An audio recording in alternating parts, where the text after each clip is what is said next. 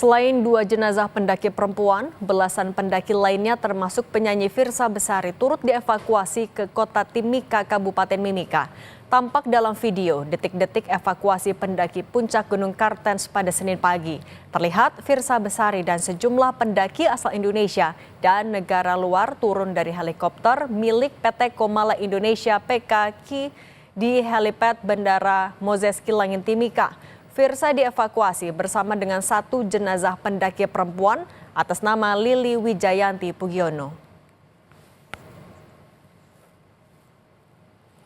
Firsa Besari termasuk dalam pendaki ke puncak Gunung Kartens, namun berbeda tur dan operator dengan 2 korban tewas. Di akun Instagramnya, musisi Firsa Besari menulis, rangkaian tragedi yang menimpa Bu Lili dan Bu Elsa juga 3 korban lainnya yang pada saat itu masih terjebak di area tebing, baru saya ketahui setelah tiba di base camp Yellow Valley. Kaget dan sedih, tapi bersama orang-orang di YV mengontak korban yang terjebak dengan HT agar tetap merespons sampai akhirnya mereka dijemput oleh para relawan pada tanggal 1 Maret 2025.